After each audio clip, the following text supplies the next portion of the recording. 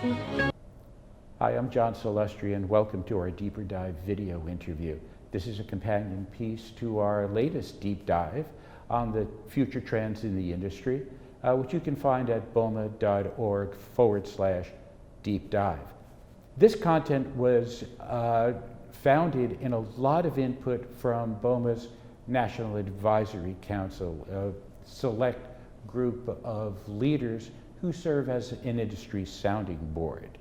I'm happy to have two of our NAC members with me today. Steve Heron is with Zeller, and Kevin Fossum is with Piedmont Office Realty. Thank you so much for being here today. Well, thanks for the invite. Let's start off looking at the big picture. What do you see as the headline for 2022, and how will that differ from everything we've been through in 21? Guys? I would say it's tenants are back. That's what we're hoping for. I think that'll be different than 2021. In 2021, we were focusing on preparing for the tenants to arrive. In 2022, the tenants will be back. We'll be addressing concerns related to their employees, having them feel safe, what we can do as a landlord to create an environment that assures them that they should be in the office and it's safe to be there. Thank you. Yeah, I think I would add to that 2021 definitely was a big focus on tenants coming back, and 2022 is now managing now that tenants are coming back. So many of the things like wellness and amenitization of properties to really accept that and create that environment for the tenants as they do come back. Challenge is, of course, that we don't know what that's going to look like, so that continues to be one of those aspects we continue to wrestle with. But yeah, I think that's where we'll be. And it's likely to continue as the whole pandemic situation seems to change from what it was originally to the new variant and the rise and fall of caution.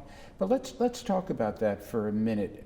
How do you reconcile the overhang of caution that's out there and the imperative to have what the office has, the collaboration, the culture, the connectivity? Yeah, I can jump in. I think, I heard it said takes 21 days to make a habit, make a Not habit for me. stick. Okay, Just okay. But we've been dealing with this now for 18 months that you have that habit. And so for an employee perspective, working from home, there's great flexibility to that. You can roll out of bed, you can get to your computer, you can run an errand during the day or do whatever you kind of need to do. However, from an employer's perspective, they can't build culture. And they can't build a team, and to me, it's not sustainable. The best ideas we have are from people collaborating, right, and just taking that organic sort of flow of information and ideas with people meeting with one another. And I think from an employee perspective, what they maybe don't see is that because of that lack of connectivity, they're going to be missing out on the exchange of valuable institutional knowledge. And the ability to show leadership within their own companies, and that could harm people, quite frankly, in the world to grow in their own position. And I agree with Steve, and I think right now, as a lot of the employees are at home, they don't recognize what they're missing, and once they're back at work and they're collaborating and leadership is taking on a project, it seems like it'll be natural. A lot of those folks might, who are in the office, get an opportunity to work on that. Those that might be at home, maybe they won't. They'll miss out. But also, we know the millennials is going to be one of our biggest workforces, and they need mentorship, and it'll be much easier to provide that in the office, working with the supervisor, the industry leaders, than to do that from home. Yeah. One of the speakers at the BOMA conference in Boston made the point that you have lowercase p productivity and uppercase p productivity. The lowercase p being what I can do at home and be productive in my tasks. Then there's the uppercase productivity, which leads to corporate strategy and the like, and that's what suffers when everybody's working from home. Not to put you guys into the position of being the spokespeople for NAC, but what do you see as the potential for the actionable agenda for 2022, based on everything that we've experienced? I think for NAC, it'll be addressing issues like amenities, more disclosure that our tenants may want about what's happening with air circulation, cleaning, disinfection, how to create an environment where the employee wants to be at the work environment, and us helping our tenants figure that out. And it could be collaborating with them on how their space is designed for collaborative workspace, helping them with design of their space so they can have more social distance. Or maybe some tenants saying, I want to reduce my space because I have more of my employees working at home. But it's going to be important for us as the landlords and managers to be there and collaborate with them. All right, Steve? Absolutely. I think, BOMA, the NAC's agenda is really driven off of where the industry is and where it's going.